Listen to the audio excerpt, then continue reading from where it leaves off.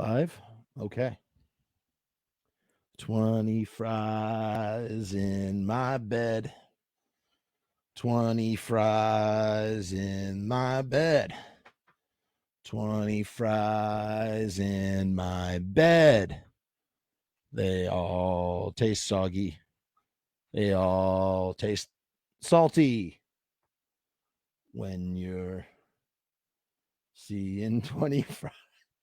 I don't know where that's going. I never know where any of that stuff is going. I just start. I don't have a game plan. That's part of my problem. I don't have a game plan, and I always get myself into trouble. How you doing, Rue? Welcome to tonight's show. We have unfinished business. Okay, I just found the stream. Let me just do the old carry to my pages and whatnot. And I would love for someone to let's write those lyrics, people. 20 fries, but not as like the Misfits. It has to be. It doesn't have to be the Misfits doing it. It's just it's us doing it. Just tweak this light a little bit more. There we go. Okay. Just a little bit more sharing, because sharing is caring. Oh shit! Why is this not going to my pages? Nope, that's not the right one either. And thanks to what the fuck? No, it's not letting me. Why does that happen sometimes? Maybe if I open it up and then share it. Let's try this. All right, I promise I'm going to stop right after this if this doesn't work. Nope. Make it incredibly hard to share to pages. Sometimes. Not all the time, but sometimes.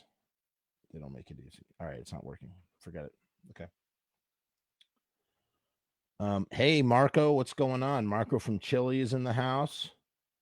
That's cool. Oh, now I remember what I was. Now I remember what it is I wanted to talk about a little bit too. Okay, we're going to reveal something. We have a big reveal coming tonight. Very excited about this. This is exciting stuff. Okay. All right. So as you know, we've launched a T-shirt. There's some T-shirts that have been launched. And we had somebody ordered, a friend, Mr. Eben, ordered the sour cream shirt, and I got to see what it looks like, printed up, and I am really pleased with it. I just need to find it in this feed. Here it is. Here's this beaut. As always, the computer doesn't load. Don't you love when that happens? Oh, whoa! I didn't ask for that many pages. Thank you very much. We don't need all those pages. My lord. You know, I figured out too why I sound like a robot sometimes. You know what it is? The USB connections on the laptop, they shake, and it causes everything to go haywire. So if I don't move everything, here we go. Ready? I'm going to show this to you. Look at this. Look at this in person. Boom. Oh my goodness. From Jason Eben in his November Fire. Now, notice it doesn't say November's Fire. It's November Fire, pure natural brand, sour cream. And if you don't know what that's about, listen to November's Fire on Samhain 3, November Coming Fire, and you will understand why this shirt exists. It's not for everybody. This is not a shirt for everybody. This is a shirt for those who get it and understand it. And for Jason here, Jason, who's been singing sour cream since he was a teenager, like totally understood and appreciated what this shirt was. And now he'll be walking down the street. He'll be at a show. Hope God willing, when shows start up again, he'll be at a show and someone's going to walk up to him and go, "What? Where did you get that sour cream shirt?" They're going to know instantaneously what it is, and they're going to laugh. And that's what we capitalize on.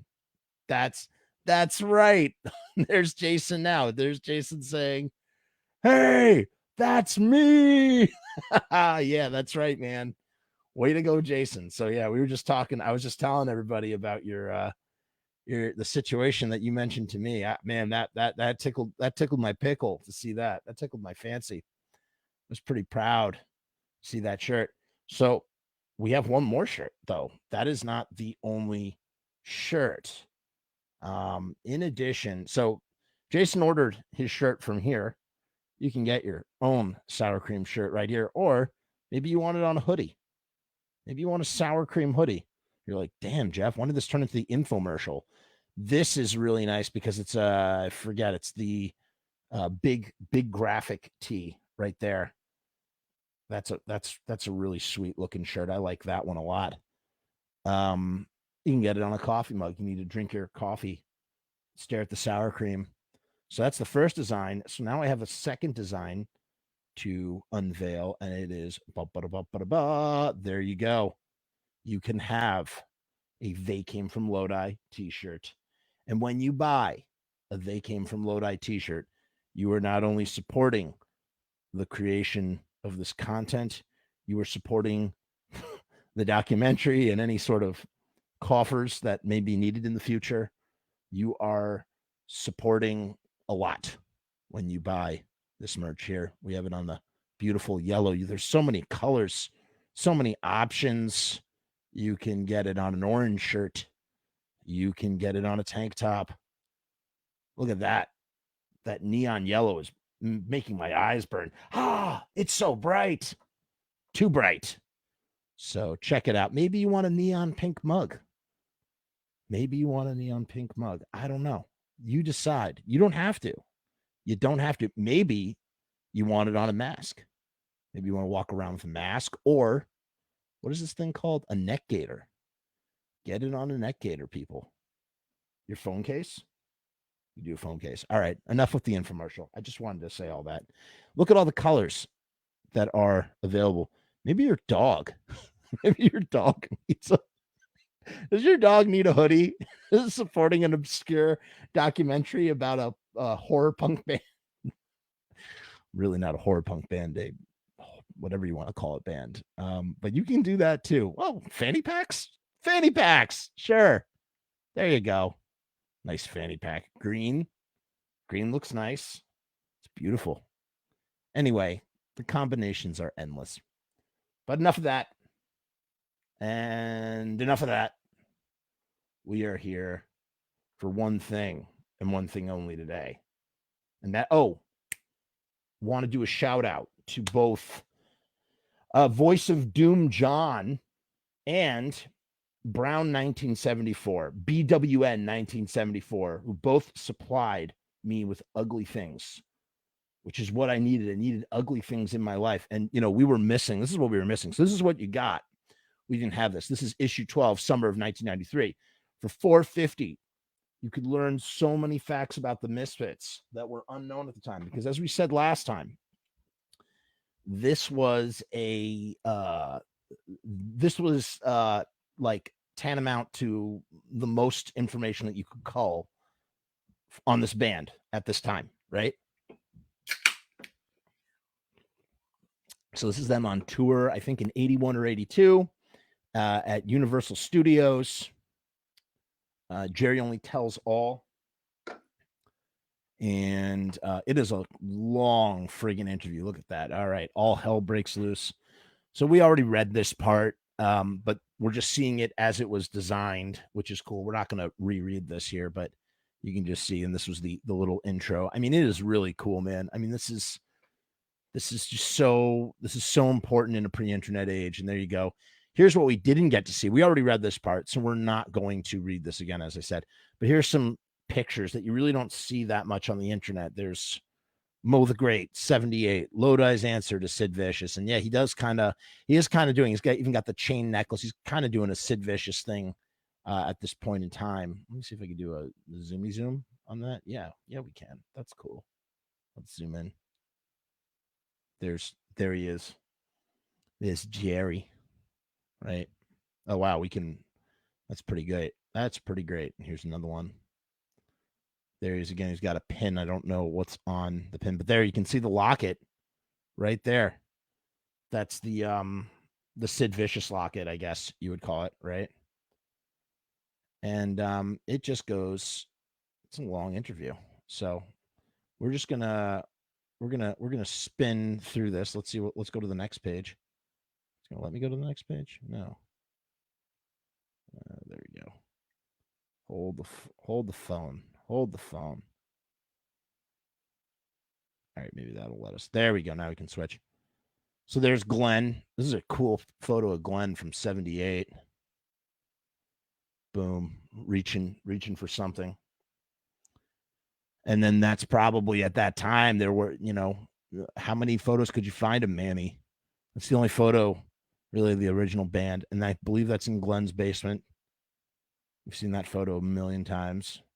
And there's Jerry. This was for the Static Age. This is a Static Age photo session right here. And yeah, he's definitely doing that. He's doing that Sid Vicious thing.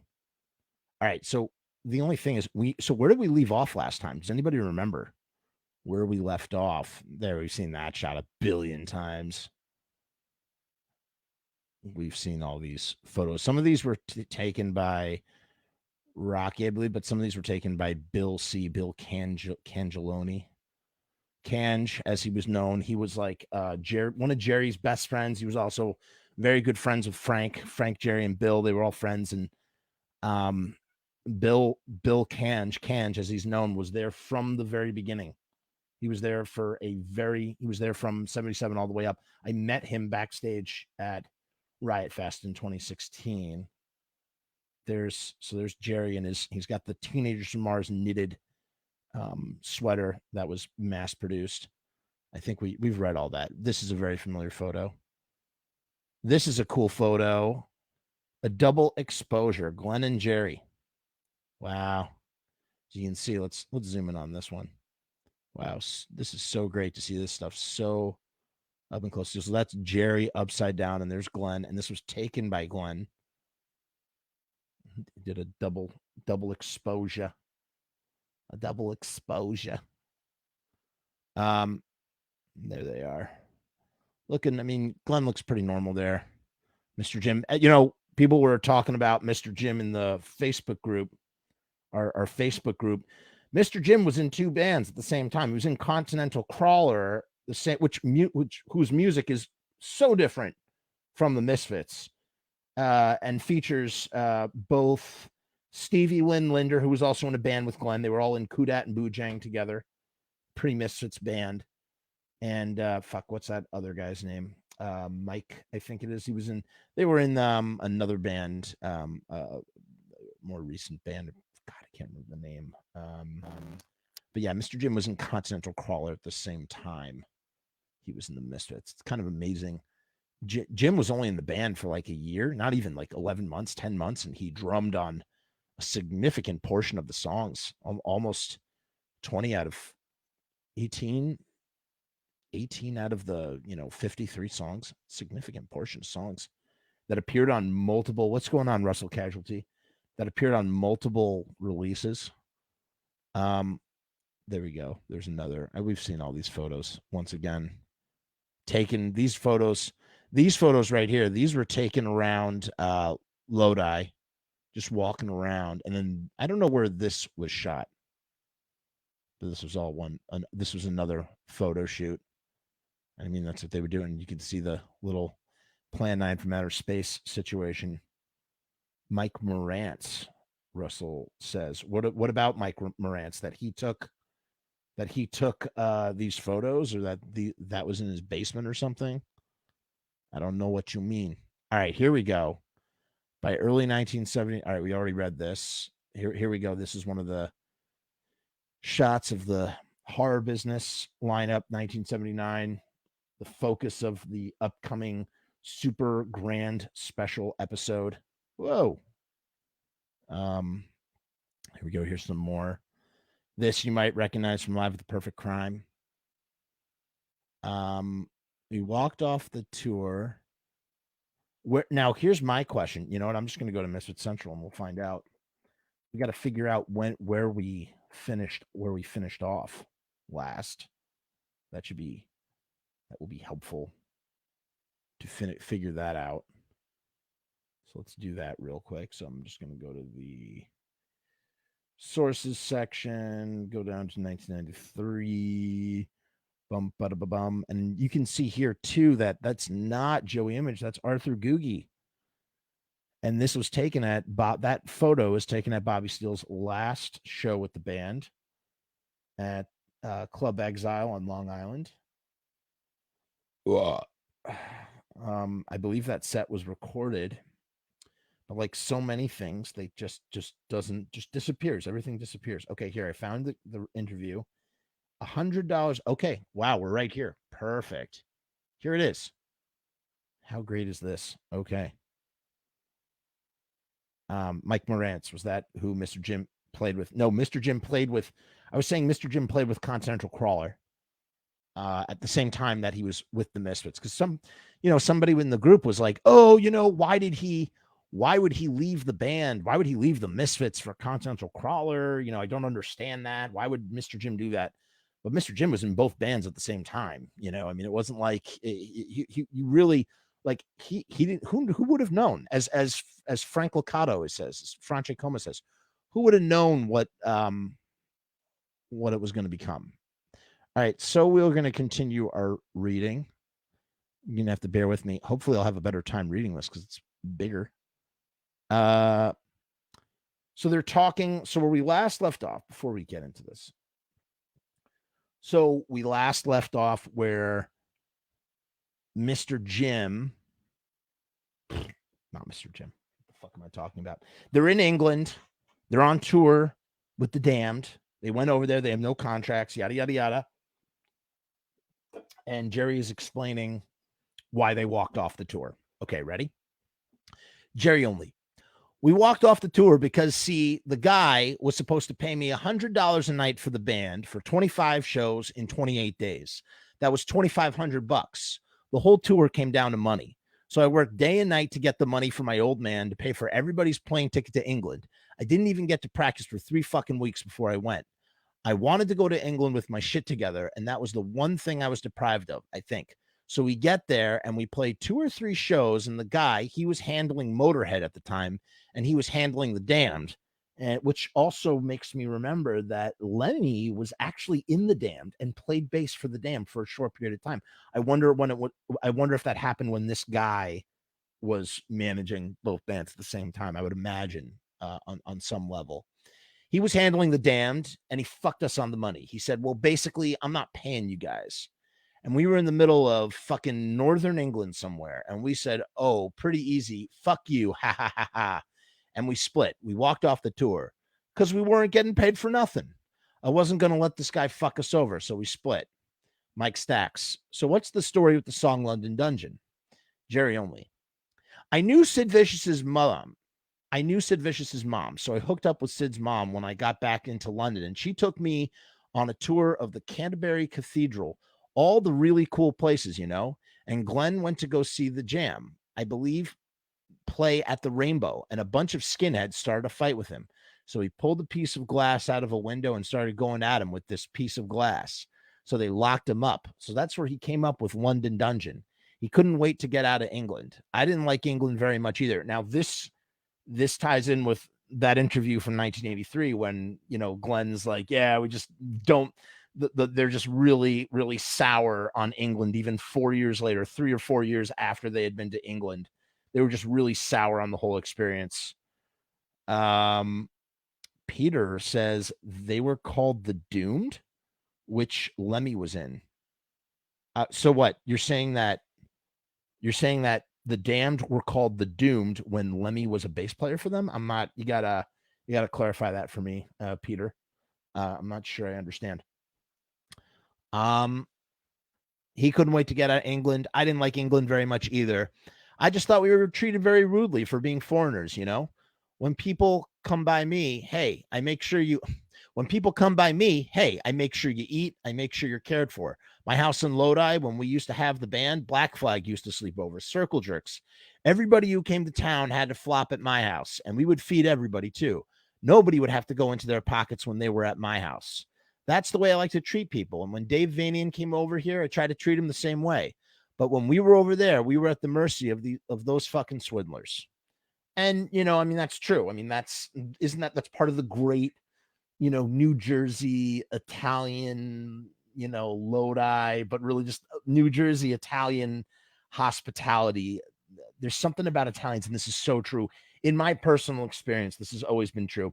There's something about like Italians and like, maybe it's, and the Italians that I've encountered in New Jersey, they are incredibly generous and hospitable and will give you the shirt off their back. That's just the way, it's just they're in their blood. It's a part of like this, it's just this hospitality sort of thing. And I don't know, man. It's just and I think that's Jerry's MO to a T, especially when it comes to his fans, especially when it comes to fellow bands for the most part. And I mean, you've seen that time and time again. So Jerry had an expectation that was not met when, being a foreigner in another country. Mike Stacks. So how did you get to know Sid's mom? Did you know Sid? Jerry only. I met him the night he died. It's just a bad memory. I shouldn't have let that shit happen that I saw happen. I tried to keep my peace. You know what I mean? If it's not my business, I stay the fuck out of it. But if you see something you think is bullshit, I guess it's better to speak your opinion so that it doesn't lay heavy on you later. Mike Stacks. Was it the people that he was hanging out with? Jerry only. Yeah, I mean, the guy just gets out of jail. They go hook him up with some dope and shit. I didn't know what the fuck he was doing, and he keeps on passing out and shit. And then he was all right, So we split, and we were saying, what a hairy scene. So we split, and we were saying, what a hairy scene. The next day, I had to drive up to Connecticut to drop off some parts, and I heard it over the news. It said he was dead. I said, son of a bitch. I could have just picked up the phone and called an ambulance. Fuck him. I said, son of a bitch. I could have just picked up the phone and called an ambulance. Fuck him.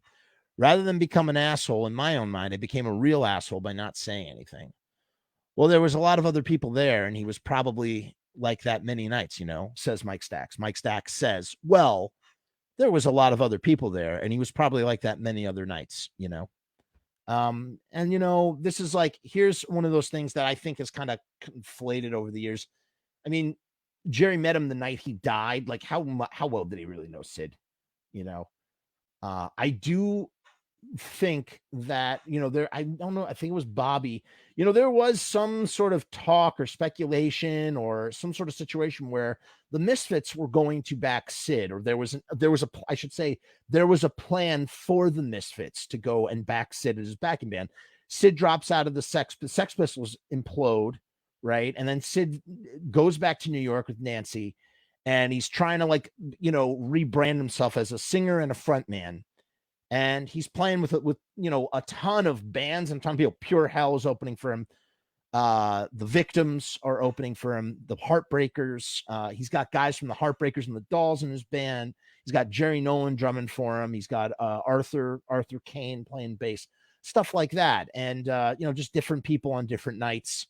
And he probably, if he had found the right manager, I would imagine that had he not killed himself with heroin, had Sid found the right, the right manager who could handle him, in a way where he could contain this wild dude and his wild behavior, that they probably would have repackaged him as a front man, and he probably would have had a modicum of success, whether releasing one album or maybe a string of albums, a couple of albums. But who knows what would have happened. But yeah, I think that somewhere in the Misfits camp, probably, Jerry had his sights on Sid, and, in an effort to, propel their status, maybe seeing everybody else, taking a turn being the backing band for Sid, Jerry thinks, and again, I'm speculating. I don't actually know. Jerry goes, maybe the Misfits could be the backing band for Sid.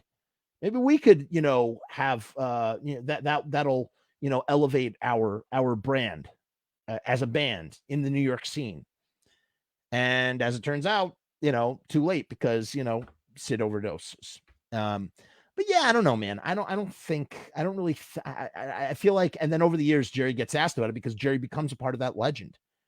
I mean, that's what's so interesting about some of this stuff, is that, like, you literally have to, and again, there's nothing right about Sid overdosing on heroin. What I'm saying is, I'm saying this in the sense of, if you're there at the right place at the right time, you get photographed baked in to the legend.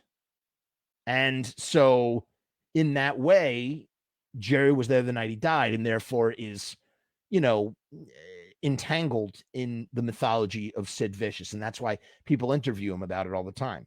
He's been interviewed over the years. And then over the years, it becomes like a manicured answer, I think, at least. Again, please, Jerry only, tell me to shut the fuck up and tell me I don't know what I'm talking about. Fine. I always like to do that because I feel like if I don't, then people will think that I really know what I'm talking about. And I really don't. This is just a fucking nerd talking about nerdy fucking minutia, man. That's all this is. That's all it is. So, yeah, I don't know. I think that's what that is. But it's interesting to hear him talk about that in 1993. And then as, the years have passed, every once in a while, like some digital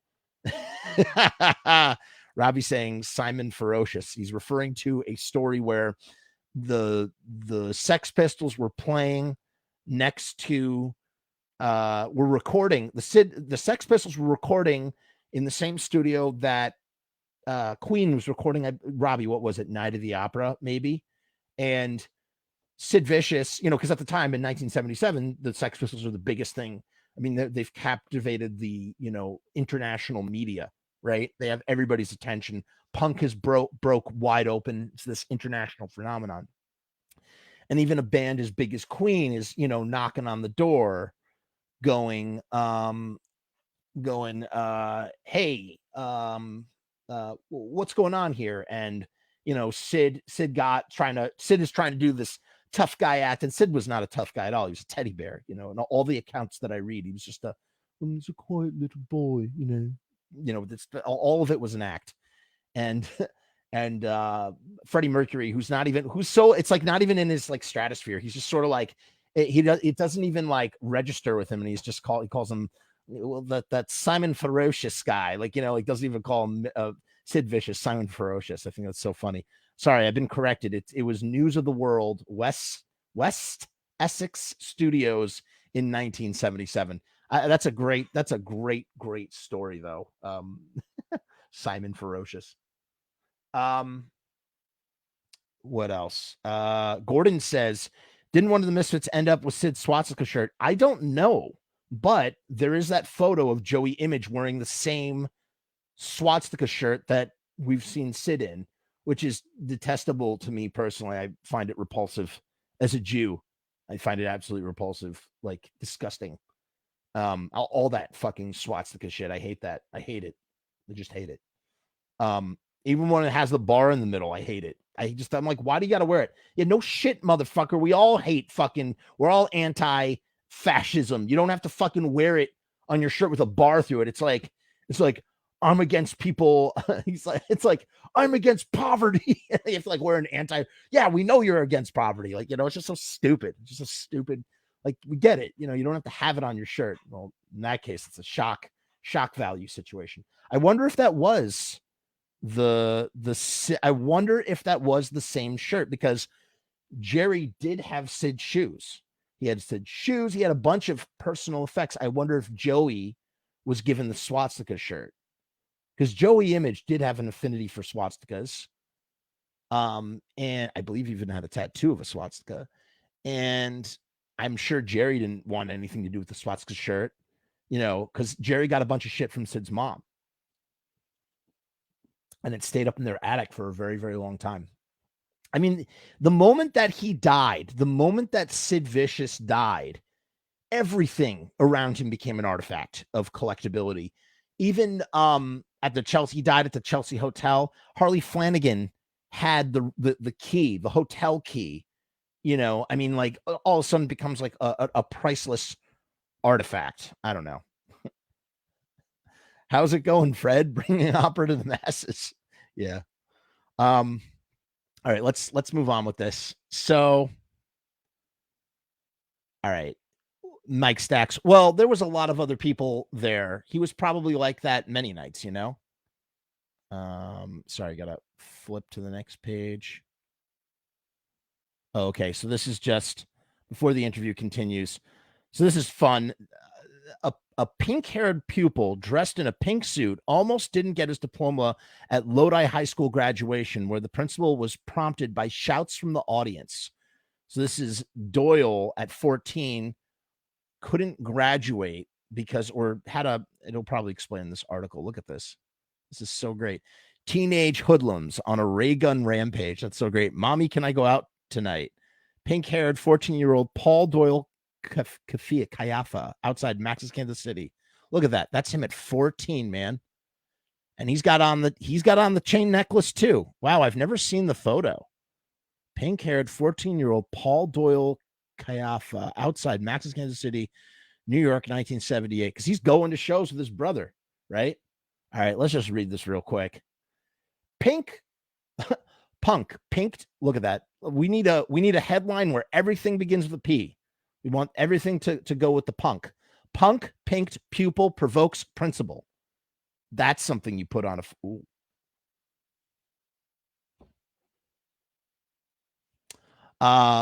Punk, pinked, pupil, provokes principal. Say that 5 times. Punk, pinked, pupil, provokes principal. Punk, pinked, pupil, provokes principal. Lodi. The punk rock generation disrupted Tuesday's graduation ceremonies for about 200 Jefferson Middle School students with its typical disgust for social conventions. Let's make that a little bigger. School officials received a shock when one of the graduates, Paul Kayafa, 14, of 281 Grove Street, showed up with his hair dyed a vivid pink from Manic Panic. He was wearing a matching pink suit with black shirt and white tie and pointed shoes. That sounds pretty stylish. I like that. I like that a lot. His brother, Jerry, who plays bass for the Misfits, a well-known punk rock group, was in the audience at Felician College, a girls' Catholic school, dressed in black leather and blue hair. A well-known punk rock group was in the audience at Felician College. What does the college have anything to do with this? School principal, Gary Carabin. Man, I got to find that guy. School principal Gary Carabin refused to give Kayafa his diploma by ignoring the youth and not calling his name with the rest of the graduates. In the middle of ceremonies attended by S. David Adler, county superintendent, in the middle of ceremonies attended by S. David Adler, county superintendent of schools, the youth asked if the officials didn't forget someone. So Doyle goes, "Hey, you forgetting someone?" As Kayafa sat on the stage waiting for his diploma, people in the audience started shouting, "Give him his diploma! Give him his diploma! Give him his diploma! Give him his diploma!" Kayafa reportedly responded with a hand gesture, but didn't get the diploma at the end of ceremonies. "I just wanted to liven things up," the youth explained afterwards. "It was all so boring, and they were such a bunch of duds." Kayafa says he has ambitions to be a punk rock musician. Outside the auditorium, he crumpled up the diploma, explaining that it actually had someone else's name on it. and that guy, that punk, pinked pupil that provoked the principal, would go on to sell out Madison Square Garden with his band. So put that in your pipe and smoke it. Robbie Bloodshed says, Felician College is where they held a lot of stuff for Lodi. I remember when I played basketball in school for Hasbrook Heights, we played against Lodi. We played at Felician College. Okay, so that was the venue. Okay, so I guess that's the venue where they hold graduations and stuff or events. Or actually, Robbie says, Felician is a small college on the main street in Lodi. I had no idea there was a college there. Wow. Well, that's fun though. That is so fun, man. You can totally picture him too, dressed like that. You know, he had his hair dyed a vivid pink. He was wearing a matching pink suit with a black shirt and a white tie and pointed shoes. Now that is an outfit. Hot pink against black with pink hair. That is cool. That's electric, man. I'm going to start dressing like that from now on, I think. Let's see some of these other photos. And there he is, man. There he is later on. Here's Here's a shot. I think this is sound check, right? Look at his hair there. And this studded collar was in the possession of Elizabeth Boras. I don't know how to say her name, but I saw that on a stack of boxes in the flesh, and it blew my mind because I was like, how many times have I seen that in a photo? And look, here he's playing an Iceman, but down here, wow, you never see this one, huh? That looks like a it's either a Les Paul or it's a knockoff Les Paul. And then let's see, what has he got on there? Look at this. Look at that, man. He's done some sort of bat. There's like a bat thing. I don't know if you can see it. I'm trying to highlight it with the thing. Pat Licata says, big auditorium used to house graduations if the weather is bad. There you go. That breaks it down. So Jerry was there and Doyle was there, and everybody's chanting that Doyle should still get his diploma. What a scandal. And there he is, a blurry picture at Max's Kansas City. Boy, man, Doyle really was a punker for life, man. When you think about it, 14 being at Max's Kansas City, I mean, Jesus Christ. Roadieing for the Misfits, playing your first show with the Misfits at 16. What a life. Here's a great shot. Oh, there's Googie. Look at Googie and Jerry. Man, I wonder when that was taken. That's probably 80. 80 maybe? I don't know. Huh. This is them in the cave, right? And this is somewhere. I don't know where that is. All right, let's keep reading, shall we? It kind of got a hard out at 9 o'clock, but we'll see. Jerry only. Yeah, but it's a shame. At the time we had just seen him, he'd played Max's Kansas City and had the world by the balls, you know what I mean? There you go. So Sid Vicious had the world by the balls, and he just fucked it up, man. Just fucked it all up. Back in England, that was when Joey left the group. Right? Sorry. Jerry says it was a shame. He had played Max's Kansas City, had the world by the balls. Right. Mike Stacks. Back in England, that was when Joey left the group, right? Jerry only. As a matter of fact, he blew us off. Shit. Yeah. Jerry only. As a matter of fact, he blew us off. The thing was, he was missing his girlfriend, so he couldn't make it over there. And what? Jerry only. As a matter of fact, he blew us off. The thing was, he was missing his girlfriend, so he couldn't make it over there, and he just wanted to get the fuck out. He couldn't make it over there. Like he couldn't make it in England. That's what he means. So he couldn't make it over there, and he just wanted to get the fuck out. He was just a bad vibe for the band. It was a bad move getting him, and he was just a fucking bum. Mike Stacks. What happened when you got back from England? So just, and then immediately after this issue, Joey Image responds to Jerry Only's interview to clarify things. But that's also kind of a puff piece, as you will hear in 1979, a year of horror business. Mike Stack asks, what happened when you got back from England? Jerry Only.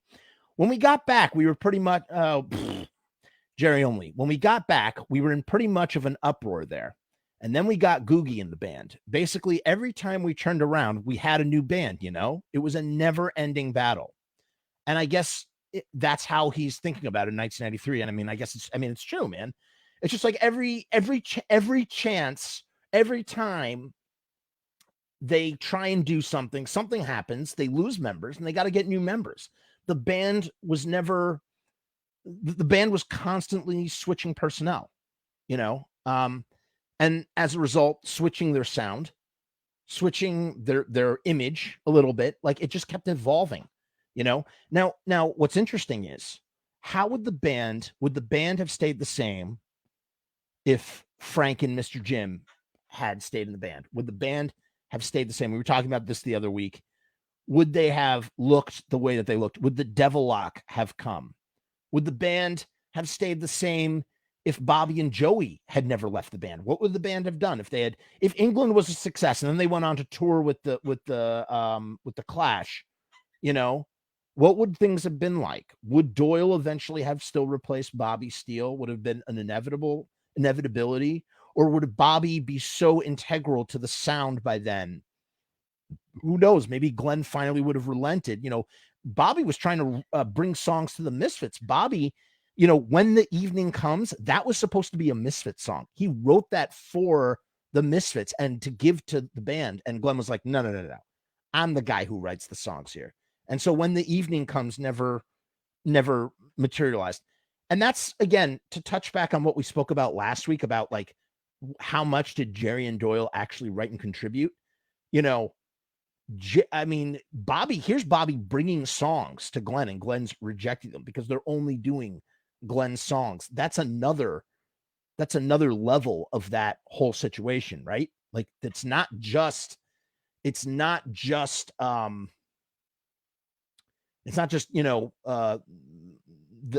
mystery of like, well, why didn't what who did what in the band? It's like Glenn is full on rejecting written songs. I'm pretty sure Glenn is the one that's bringing. He's the mastermind. He's the one that's bringing the songs. Are Jerry and Doyle shaping the songs? Definitely, on some level, they're shaping the songs. They have to. Is Glenn writing those bass parts? I don't know. Maybe he's writing. Maybe he has an idea. Does Jerry have a style? Does Jerry have a style to bring to those bass parts? We know that every guitarist had some style to bring to the guitar, especially Bobby, right? I don't know. It's interesting though. All right, let's continue. Mike Stacks, what was the story with getting rid of Bobby Steele? Jerry only. Well, 1, he was a jerk. 2, we were doing this big show at Irving Plaza on Halloween, and I built these 8-foot coffins with lids on them. So the way was, sorry, Jerry only. 1, well, he was a jerk. 2, we were doing this big show at Irving Plaza on Halloween, and I built these 8-foot coffins with lids on them. So the way the show was supposed to start was that we were supposed to hit the beginning of 138 and just start smashing out of these things. And then everybody get to the front and start playing, you know? So I'm thinking about it and I thought, wait a minute, Bobby can't get the fuck out of this fucking thing if I put him in. Laughs, because he's got a bum leg. I said, look, there's no way this guy is going to be able to get out of there. It's a shame, but it's true. Then when we were working on the album, which was right before that, he kept coming to the recording late, then not being able to keep up. Then Doyle would have to play his part. So then I said to myself, why am I sitting in the studio paying money for the studio? Okay. Bobby comes late and then he can't play when he comes. So what am I waiting for? What am I waiting for him to come? God, this is done. All right. Let's take this one more time. I'm sorry, people. One more time. I'm going to take this over. It's just fucking hard to read. His syntax here is so weird. He was a jerk. So Jerry is saying here that he couldn't burst out of the coffin. What a stupid, Jerry, I'm sorry. What a dumb fucking reason to kick Bobby Steele out of the band. Not a good reason. Bobby Steele's the best guitar player. You don't kick him. You're going to kick him out. I mean, think about how the band started to sound live once they got rid of Bobby. You know, I don't know. It's what a bummer that is. As to him being a jerk, I can't speak to that. I don't know what Bobby would say about that. He can't get out because he's got a bum leg. Then when we were working on the album, which was right before that, he kept coming to the recording late, then not being able to keep up. Then Doyle would have to play his part. So then I said to myself, why am I in the studio paying the money for the studio? Okay. That's like a Lodi thing or a New Jersey thing. That's okay. You put an okay at the end of a sentence. It's like, I've noticed that with Glenn. I've noticed that with Bobby. I've noticed that with Jerry. I had not Doyle. I don't know if Doyle does that. Kenny, their brother does that. It's like this thing. Okay. Bobby comes late and he can't play when he comes. So what am I waiting for him to come? It's one thing if you're waiting for someone and they come and play the whole fucking thing and walk out of there way ahead of schedule. You know what I mean? It's another thing if you got to wait an hour and a half and it's costing you 20 or 30 bucks an hour. At that time, that was the going rate. And the guy shows up an hour and a half late, and then he can't get one song after 2 hours of paying money. So you're paying 120 bucks for someone to come in and fucking basically jerk you off. So you say to yourself, well, fuck it. Next time Bobby's not here, Doyle, you're playing it. Fuck it. So Bobby actually messed his way. Right up to getting the axe. He may tell you different, that everybody had it in for him, but basically he wasn't cutting it. And I know he doesn't want to hear that. All right. So I got a couple of things to say about that. Peter says, man, I would love to see a video of them popping out of the coffins. Well, apparently it was recorded. That would be the Irving. Oh, no. Maybe it was recorded. Maybe it wasn't. Tony Matura was there. I forgot to ask Tony about this. Tony watches these late. Tony, if you watch this, do you remember? We never talked about the coffins, about them bursting out of the coffins. This is also the night Screaming Jay Hawkins opened for him. And supposedly Bobby didn't know he was kicked out of the band. Gordon says, wasn't Bobby supposed to play at Irving Plaza? Wasn't he backstage and then go on stage? And then they go on stage, Teenagers from Mars with Bobby Steele's an asshole. No, you're mixing up like three things, Gordon. So, one, Bobby did think he was playing that Irving Plaza show in 1980. Two, he showed up and was basically informed that he was out of the band. Three, apparently he was with Frank Zappa. Right? He had met Frank Zappa and invited him to the show and was super humiliated because he was kicked out of the fucking band. Because Doyle was there. Doyle was there to play. And four,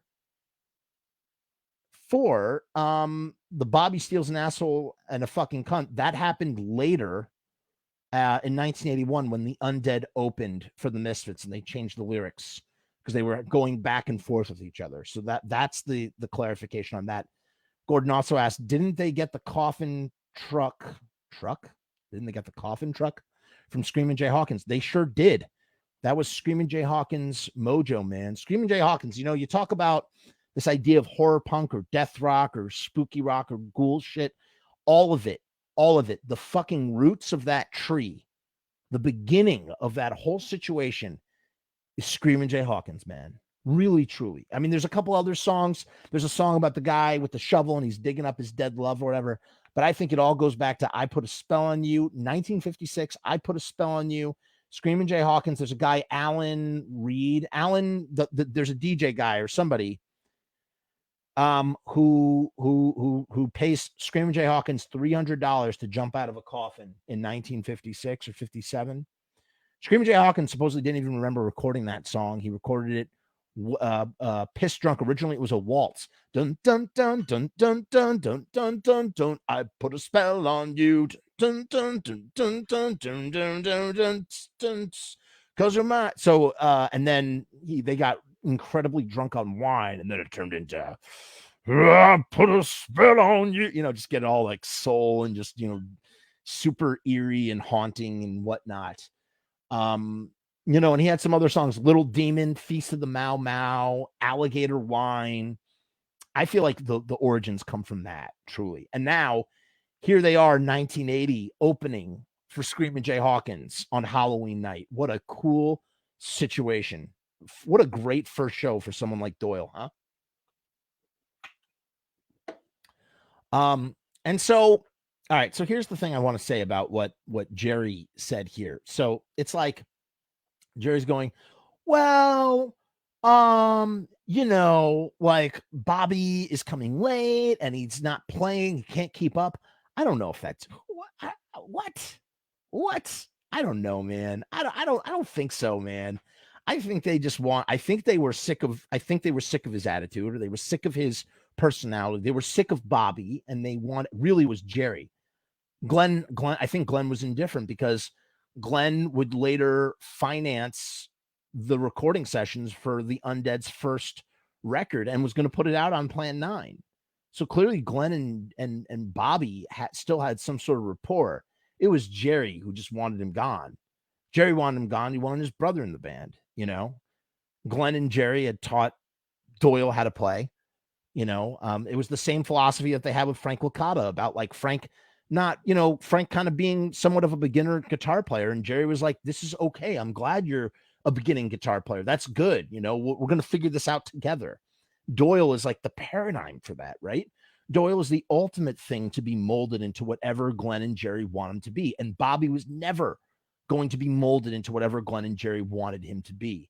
Bobby was always going to be Bobby. Bobby's an independent thinker in that sort of way, or an independent, mover. Doyle, who's admittedly like this, is just he has a secret sauce, but it's the only sauce that he's got, right? He makes his fucking devil lock. He puts on his armbands. He puts on some football pants, takes off his shirt. He plays the songs. He knows only 2 chords, and that's it. That's what he does. He does that one thing, and he does it very, very well.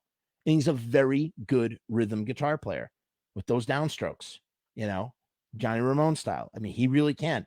And then, invented his own guitar, and then, learned how to fucking punch the guitar and get a sound out of it and do these crazy neck bending things. Do you hear any other guitar player doing that sort of shit? We love to shit on Doyle's guitar playing and his, whatever, but at the same time, it's just kind of like, I don't know. Peter says they should have kept Bobby and Doyle. And Peter, I 100% agree with you. Man, what a power band that would have been. You have Doyle doing rhythm guitar. You have Bobby doing lead guitar. You got Glenn on vocals. You got Jerry on bass and whoever on drums, whether it was Googie or whoever. That would have been a powerful band. The 12 Hits from Hell band, it just that would have been just so key. And they couldn't, and so, Bobby says that Jerry couldn't pick him up or refused to pick him up. And he had all this heavy gear and he's a cripple and he couldn't carry it all. And on the other side, Glenn, Doyle, and Jerry all say, well, he wouldn't show up. And I bet that's true on some level. I bet you that Bobby might have pulled like some move of like thinking that he was so irreplaceable that in order to flex, maybe he didn't show up once or twice. And so as a result, they're like, Doyle, get in here and play. But I think that paradigm could have been continued on Jerry's side of things to shove it to Bobby. So he goes, oh, okay, you're going to pull that shit? Well, then we're just not going to, So I bet there's some truth on both sides of that. I bet if we were to split the difference, we would find some semblance of the truth. It's not one way or the other. However, I think it was such a mistake to kick Bobby out of the band. He was so perfect for that band. His playing, he brought so much with his playing. Where are you going to find a punk as fuck guitar player who also had chops like Bobby? You're just not. You're not. They could have gotten everything that they wanted from Doyle and still kept Bobby as a secret weapon on stage. So not only do you have the crooning vocals, not only do you have the fucking twins of evil, but you also have this secret weapon guitar samurai who is going to do all those little, frills on Horror Business. You know what I mean? All those little things, Where Eagles Dare, you lose all of that stuff. Now, could Bobby have made the transition to playing hardcore music, like super fast Earth AD stuff? Probably not. But that's the thing. If Bobby had stayed in the band, we never would have gotten Earth AD. Just in the same way, if any of these guys had stayed in the band, we never would have gotten Earth AD. Earth AD is a direct result of all these people leaving the band and then the band going and playing with hardcore kids. Who knows? Would they have played with hardcore kids if Bobby was even in the band?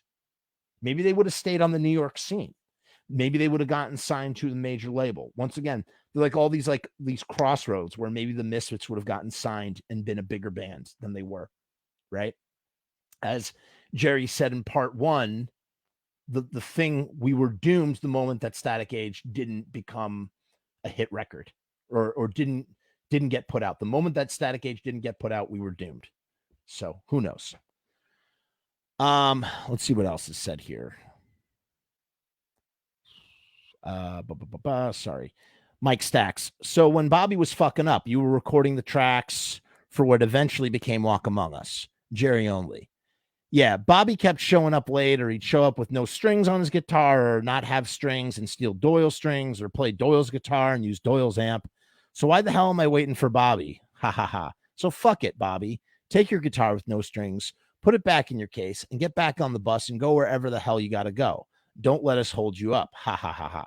So, I mean, there you go. As what we were just, in terms of what we were just saying, I'm sure that there's some truth to that. Here's Jerry's getting sick of Bobby's, all this stuff with Bobby. I bet everything that Jerry just said is true. Truthfully, I'm sure that Bobby showed up late. I'm sure that Bobby didn't have strings on his guitar or used Doyle's equipment or whatnot. The flip side of that is Bobby going, Jerry's refusing to pick me up. I have all this gear. I'm a cripple. I need to take the bus to get there. The bus came late. I'm sure the bus that, between, catching a whole bunch of buses to get to some recording studio. You know what I'm saying? It's two sides of the coin. It's not any one thing. It's all of it. They're both correct. Both Bobby and Jerry are correct. However, Jerry had an axe to grind with Bobby for sure. He had an axe to grind. And he saw this as his moment. He saw this as a moment where he could just, not deal with all of, Bobby's things. I don't know. By the time Three Hits from Hell was released in April 1981, it had been more than a year and a half since their last record. There had been, in fact, numerous recording sessions during this time. So in 1993, I mean, the history is pretty well known in 1983. This is like, we all know this stuff. We all know this stuff today. There hasn't been too many major revelations. The history, the oral history has been intact. Was told between this interview and Glenn's interview with Pusshead. I mean, you have the story of the band, really, truly. There had, in fact, been numerous recording sessions during this time, with the band working on material for an eventual album. That would be 12 Hits from Hell. The songs on Three Hits were drawn from some of these album sessions, featuring the first appearance of Doyle on guitar, but with Bobby Steele credited for extra guitar on London Dungeon. So when 12 Hits came out, and there were like 13 tracks, 13, including the second cut of London Dungeon, you have all these tracks, and everybody's going, "Oh my God, it's Jerry and Doyle on the same track. Holy shit, this is so crazy." It's really not that crazy, because even on Three Hits from Hell, Bobby is credited with extra guitars. Robbie Alter is also credited for extra guitar work, who was kind of producing the sessions. He's the guy who's doing the atmosphere guitar work on Halloween. I know we talked about this recently. Ian, one of our moderators on the Facebook group, says, people say that punk bands can't play, but on the contrary, the punk bands that get remembered have one or more outstanding musicians. The Static Age Horror Biz lineups were a testament to that. I absolutely agree with you. On the Static Age side, they are such a solid, tight band when they were recording that live, and it's the same thing even with the Horror Business band. Both bands are super fucking tight when they're in the recording studio, and pretty much everything was recorded live, at least up until that point, right? Static Age was recorded live, and the Horror Business and Night Living Dead EPs were recorded live with tons of bleed through because of the amp situation. Jerry's playing with a big bass amp, and Bobby has a tiny little 20-watt amp or something like that. Bobby Steele credit, blah, blah, blah. London Dungeon, inspired by Glenn's experience in England, is perhaps the most unique track the Misfits ever did. It's a dark, atmospheric number anchored by Jerry's London Dungeon, inspired by Glenn's experience in England, is probably the most unique track the Misfits ever did. It's a dark, atmospheric number anchored by Jerry's ominous, churning bass line and a simple, deep, reverberating guitar riff. It's circulated by coils of sinister feedback, that's from Robbie Alter, and eerie background voices, over which Glenn delivers a masterful vocal performance. The B-side tracks, Horror Hotel and Ghouls Night Out, the latter with pounding, almost Dave Clark 5 type drum thumpage. Ooh, that's interesting. The B-side tracks, Horror Hotel and Ghouls Night Out, the latter with pounding, almost Dave Clark 5 type drum thumpage, were more typical, but well up to par. And Horror Hotel was written at the behest of Howie Pyro during the Mad Monster Movie Club, the Monster Movie Club they were a part of. Howie Pyro was there, and Howie Pyro's favorite movie was Horror Hotel, and suggested that they write a song about it, and Glenn wrote a song about it for Howie. And as we know, Howie would later go play bass in Danzig. All right, next page. Does this thing ever end? It does not. Okay. So here's some more photos at the cave, right?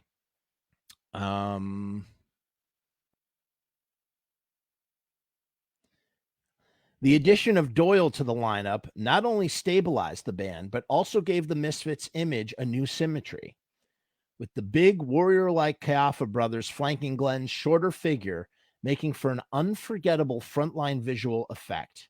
The Misfits' image now became more defined. Devil locks grew longer, physiques grew more powerful, and their clothes took a more unified look, incorporating their skull logo from the Crimson Ghost and leather gear equipped with huge metal studs and spikes, which the brothers made at their factory jobs. Well put. I mean, that well friggin' put, man. It did, and the sad truth is, it did stabilize the band. Stabilize the band because Doyle is fucking Jerry's brother. I mean, that kind of solves the problem. I guess when you look at it from that situation, going back to the Bobby Steele debacle, I guess when you look at that from that situation, here is Jerry just sick and tired of replacing members. They've gone through so many. Let's think about all the band members: Manny, Frank, Mr. Jim, Joey Image, Bobby Steele. They've been through 5 band members this point as they're trying to break in and get bigger and bigger. And now that they have Doyle, all they got to do is worry about the drumming position. And that's literally what happened. Once the Doyle piece is in place, now all they got to do is just keep the drumming situation intact, which was also, which continued to plague them until their demise in 1983.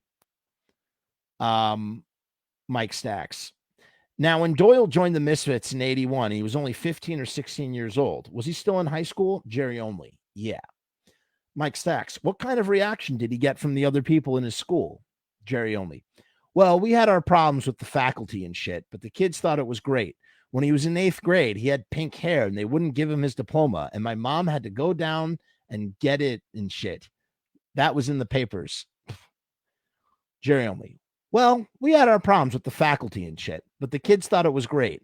When he was in 8th grade, he had pink hair and they wouldn't give him his diploma. And my mom had to go down and get it and shit. That was in the papers. I got a write-up in that. Ha ha. So they weren't too psyched at Doyle, but that's just what he wanted to do. Not too many people understood it, but that's what Doyle was into. And he wanted to play guitar. So he did. He was in school and he was playing football and all the normal things he would normally would. But in the summer, we would just go on the road, cover our ass at work, and go take off on tour. The next release turned out to be a Glenn Danzig solo project, Who Killed Marilyn, with Spook City, USA, released on August 5th, 1981, the 19th anniversary of Marilyn Monroe's death. The Misfits had already recorded the song much earlier, but according to an interview with Danzig in Thrasher, that's the Pusset interview, the others weren't interested in releasing it, so he redid it as a little project.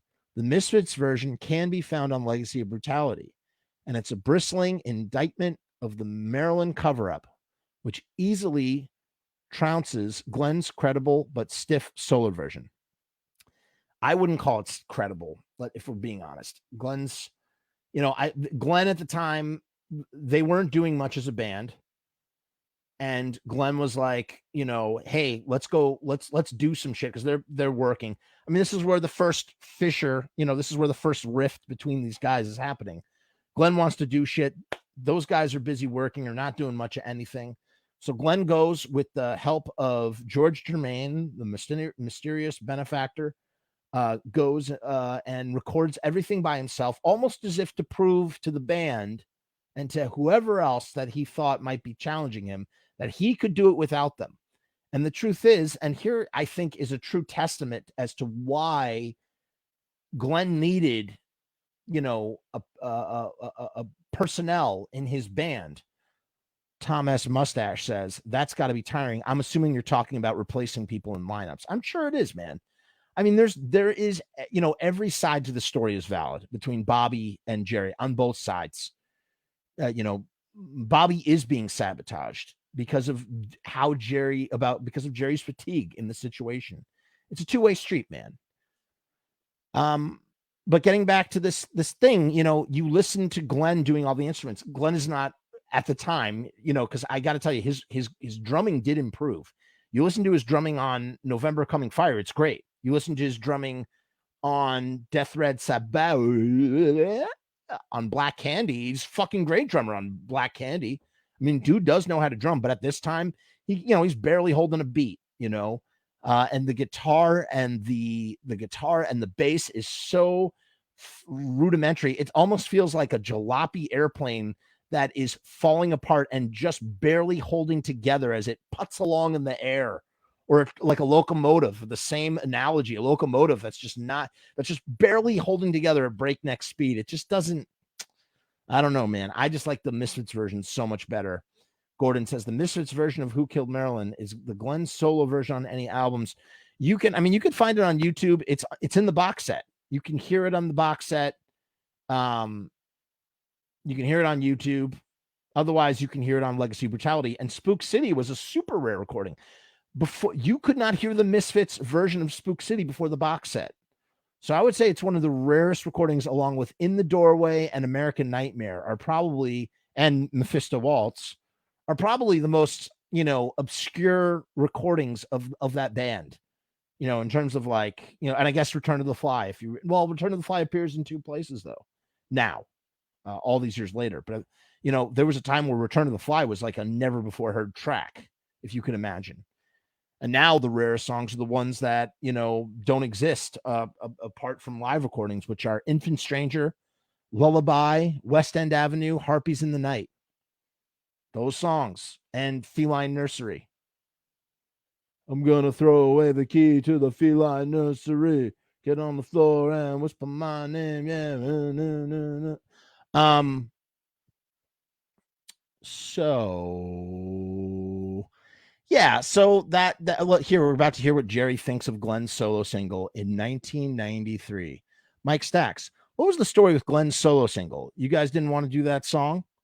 Jerry only. No, I had no problem with it. I don't know who the hell. I don't know what the hell he was doing. Mike Stacks, what was the story with Glenn's solo single? You guys didn't want to do the song? Jerry only. No, I had no problem with it. I don't know who the hell he. I don't know what the hell he was doing. No, I had no problem with it. I don't know what the hell he was doing. I think he wanted to play some guitar. I don't know. Mike Stacks, in an interview in Thrasher, Glenn said that you guys didn't want to do the song anymore, and so he just did it himself. Jerry only. That I'm not sure. I don't remember. I think he was looking for something different out of it. Whatever the case, I don't actually remember, but that was him and the guy across the street from us. I get the guy across the street from him. He's referring to George Germain. That's the end of that. Look at them carrying. There's Arthur with his suitcase and something that says Misfits on it. You can see that right there. Peter asks, is there a version of Feline Nursery from Static Age? No. Peter, all right, Peter, you got to go back to the first episodes. We covered this in the very first episodes of the show. Go back. The first 3 or 4 episodes talk about these lost versions in greater detail. So Feline Nursery was the name of Spinal Remains all the way up until they went to go record the Static Age album. And then what happened was, in the studio, for reasons not known, it might have been because I've heard that somebody bumped into a tape machine and fucked up the track to Feline Nursery, that they had recorded it. But at some point, Glenn changed and rearranged the song to Spinal Remains. But it started off as a song called Feline Nursery. And the song is essentially Spinal Remains, except for I'm gonna throw away the key to the Feline Nursery. Robbie says, George Germain, the guy across the street, I wonder if Jerry had a problem with him. Yeah, like those guys are like that, man.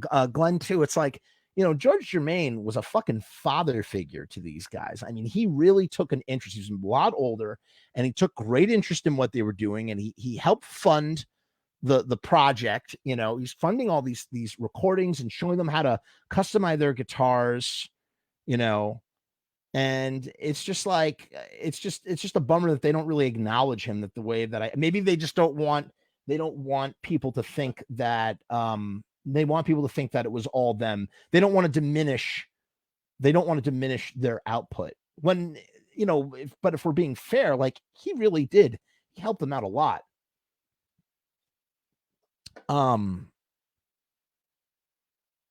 Robbie says, you're going to throw away the key to the Feline Nursery down in the city where the pussies all play. I don't know what you mean by that, Robbie, but yeah, Pete, I thought they would have an outtake or something. I don't know. There might be. Oh, here we go. Ian says the tape reel story came from Mr. Jim. I'm sure when they recorded in 1978, it was more like Spiral Remains than the rockabilly sounding one with Manny. I mean, I don't know if Feline Nursery is really that rockabilly. I'm gonna throw away the key to the feline nursery, get on the floor and whisper my name. And when you, oh, I see what you're saying, Robbie. You gotta throw away the key to the feline nursery down in the city where the pussies all play. And blah, blah. I don't know. I honestly don't know. I really don't. But it's very similar, and a lot of the lyrics are Spinal Remains. So I don't know. If Glenn's solo experiment was the sign of some dissent in the band, it was quickly put behind them. 3 months later, on October 31st, they released a great new single, Halloween, a rousing horror show screamer, which soon became a live favorite. On the B-side, its evil twin, Halloween 2, has darker demons lurking, which Glenn would conjure up again in Samhain. It also reflected Danzig's growing interest in the occult. By now, the Walk Among Us album had basically been completed, and there was some frustration that after almost 4 years, they still didn't have a full-length record out. Finally, in early 1982, the band made a deal with Slash Records for a one-off LP on their Ruby subsidiary, which was Chris D from the Flesh Eaters was key in that whole situation. And Glenn even flew out. He flew out to the West Coast and crashed on a couch where they remixed it. Chris didn't like the mix of the plan because originally Glenn was just going to put it out on Plan 9, and the Plan 9 version, we've heard the Plan 9 version, Devil's Whorehouse sounds way different, so fucking different than it does on the Walk Among Us, the Slash Walk Among Us. And those dudes still own that recording. That's why we have 11 billion versions of Walk Among Us coming out on vinyl in beautiful, wonderful colors. Also, maybe Glenn is maybe Who Killed Marilyn, Glenn on Who Killed Marilyn is starting to say, Tanner says something interesting. Interestingly, there's a mix between Plan 9 and the Chris D mix. I wonder if it's on the tape. All right, so there's this guy I know, and he has a mix down tape of Walk Among Us that he got directly from Jerry in 1981 or 82. He lives up by me. I've been trying to get a hold of this tape. I got to DM him again. I wonder, because I'm dying. I have a feeling the mixes are different, much different. And I wonder if that's what Tanner's talking about. That's interesting. Man. Gordon says, I would love a Plan 9 version of Walk to be released. Well, I don't know if it'll ever happen, but you can find it. It is out there. If you look hard enough, you can find it, and definitely hear that. I bet that's different, actually. Maybe, I don't know. Ian says, was that the tape from Discogs? I don't know. Pull it up, Ian. Show me the link. All I know is that this guy lives literally like in the same, like a town over from me. And I've been meaning to meet up with him to listen to it because I want to hear it for myself. But I'm sure whatever is on there is different from anything that we've heard, which would be so fucking cool to hear that shit. Man, maybe I can get him on the show. Ooh. Oh, all right. Gotta think about that.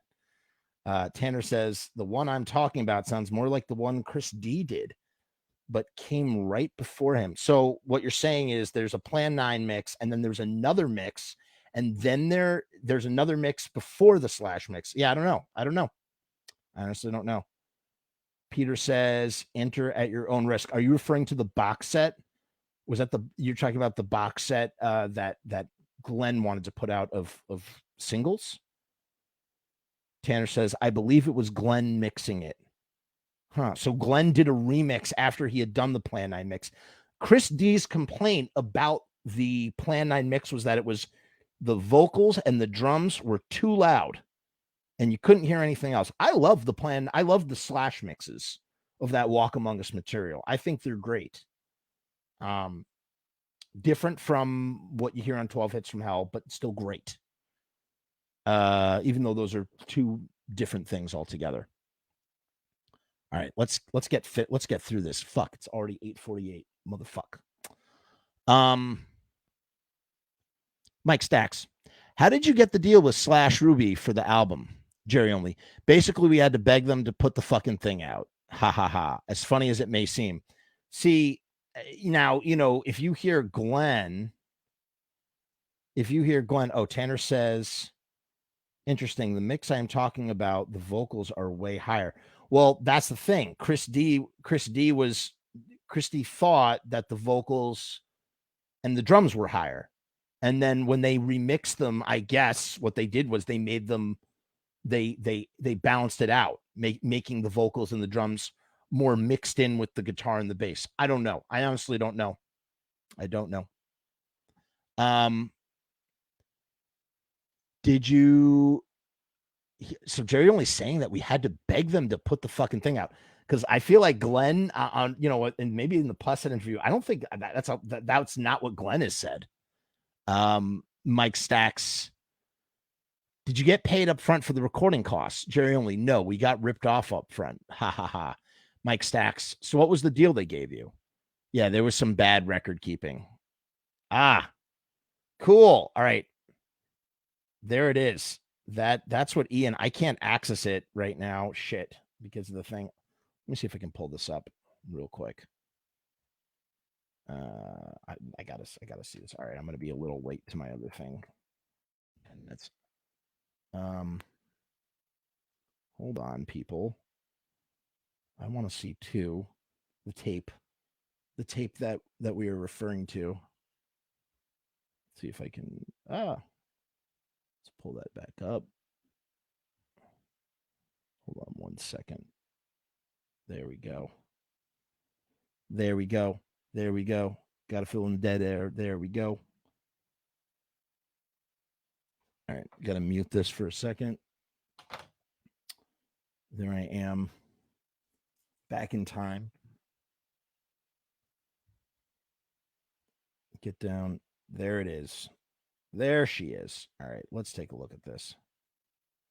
If it'll let me. Yes. Yes, I believe this is the tape. That is correct. Here it is, man. No, I don't know. I don't know. I don't know if this is the tape. Man, I don't know if this is the tape.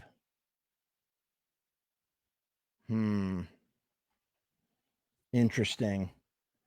So this is weird. This has got two versions of Halloween 2, two versions of London Dungeon. Wow, there's two versions of Halloween 2. That is so cool. Two versions of Vampira. Whoa. I bet you that's stellar, whatever it is. This is from Rough Mixes. These are early run-throughs of Walk Among Us tracks. Several are missing lyrics where Glenn just vocalizes. Halloween 2 on side A is entirely instrumental and very punky. Side A runs 26 minutes and 48 seconds. Side B appears to have a unique version of Halloween 2, which graphs on the ending of Halloween, which we've heard, and has a radio fade. Side B is only 6 minutes and 28 seconds. Sound quality is relatively good throughout. The left channel is significantly louder than the right channel. Unfortunately, the first 47 seconds of Night of Living Dead, side A, track 1, was recorded over. That's a shame. With Elton John's Dear John. Oh my God. Definitely not by me. Happened before it got to me. So I don't think this is the same tape. I think this is a Walk Among Us tape. Fuck. There are relatively few dropouts and distortion. If needed, I can provide more clarity from my notes. I obtained this tape in early 91 from a 15-year-old that had moved to Yonkers from either Vineland or Lodi. It was given to him several years prior by one of the Misfits, Jerry. This is the same tape. All right, this is the fucking tape. I can't remember who he said gave it to him. And now I'm again in the process of trying to track him down again. We'll update if I can provide more info as to prove. Yeah. Yeah. From Yonkers. Yeah. Okay. I know this person. I don't know this person, but I know this person, and this is the same tape. This is the same fucking tape. Cool. All right, folks. More on that another time. That has to be revisited. Haha. How so, Ian? Ian says that I jogged his memory. How did the story jog your memory? So Mike Stack says, so what was the deal they gave you? This is the slash deal for Walk Among Us. Jerry only. The deal was that they'd put it out. If we did get reimbursed, we paid about $3,000 for studio time. So if we did get reimbursed, they gave the money to Glenn because I never saw any of it. Then they had this guy, Chris D, who used to be with the Flesh Eaters. He remixed it. He remixed it for Slash. He was working for Slash at the time. So he still gets paid off of that too. At one point, we sold 70,000 copies in 2 weeks. When they re-released it, we were number 5 in the country for 2 weeks. And then we were right back off as quick as we were on. Wow, 70,000 copies pre-1993. Who knows if it's 70,000 copies? I don't know. I don't know if it's true. Ian says, but yeah, Jerry is famous for giving away priceless pieces of memorabilia. Dude, it was definitely, I know it was Jerry. Jerry was the one who gave the tape. For sure, it was Jerry who gave that tape away. And yes, he is notorious for that. Peter says someone needs to upload that to YouTube. Fuck yeah, dude. Would love to hear that. Love it. Walk Among Us stands as probably the ultimate Misfits recording. You know, some people are going to be like, what the fuck, Jeff? But I think I agree, man. I think it is the ultimate Misfits recording in the sense that, like, if you really want to introduce someone to the Misfits, start with fucking Walk Among Us, man. Astro Zombies, Night of the Living Dead, 20 Eyes, All Hell Breaks Loose. I mean, this is how people should come to know this band, and then dive into all the nooks and crannies. You know, I feel like you want to play someone the Misfits, play them fucking Astro Zombies, right? From Walk Among Us. The highlights include a thrilling, livid depiction of their horror movie vision of the world, pummeled across over 13 tracks of violent punk rock and roll. The highlights include the rabble-rousing Hate Breeders, the brutal, wrenching All Hell Breaks Loose, and the brilliant Astro Zombies. With just one shit. All right, guys. Maybe what I'll do, because it's 9 o'clock. Let me see if there's enough material for a third episode. Oh, Jeff, 3 episodes of this interview? What the fuck? Well, I mean, you gotta give me a break here. Yeah, there is so much. Oh my God, we're never gonna get through all this tonight. No, not gonna happen. Guys, we're gonna have a part 3. We're gonna have to do a part 3. We're gonna stop it here. Okay. So that's where we end tonight's episode. So that's interesting. I did not know that there were more mixes. Tanner, I'd love to know more. What does that mean? What other mix? So when did this happen? Why was Glenn, if Glenn was going to put this out on Plan 9, why was he remixing it? Was he remixing it for Slash? And then they were like, no, we want to remix it. And then he flew out there, and then they did a remix on their side of things. I wonder what the reasoning behind another mix was. I guess to be continued. Hold on, one last thing. All right, no, that's it. That's really it. Okay, guys, some more coming. Got some more interesting episodes coming up. I have some, again, it's not set in stone. I have some guests. I have a few guests lined up for the show that I think everybody will really, truly enjoy. I don't want to speak on who it is, or I'm not even going to promote it. It will just be a surprise. If it happens, it will be a surprise. Okay. I just think it would be it would just be really fun to do this. 1979 is coming. Pizza Punk is coming. That's what I want to talk about. Pizza Punk episode is almost complete. That is my other talk show. That is the continuation of Rock and Roll Cooking with Sal B. Okay. That's what it is. It's Pizza Punk. We talk pizza. We talk punk rock. It's a much simpler show to shoot. Doesn't involve traveling to Lodi on my own dime and to shoot. It's just about pizza and punk and musicians of note. We're recording episode 2 on Thursday, and we don't have a musician. We have a filmmaker of note. I'm positive you have seen his film. It's an iconic punk film. I'm not going to say what it is, and I'm not going to talk about it more until after the episode is in the can. Okay, but I can tell you, it will be exciting for me personally because I grew up on this movie. I fucking love this movie, and this dude is a really cool guy. So I'm hoping that will happen.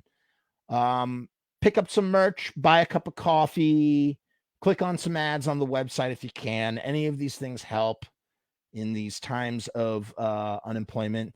Thank you, Chris. Good night, Chris. Thank you, Rue. Thank you for tuning in, Chris. Thank you, Peter. You have a great night.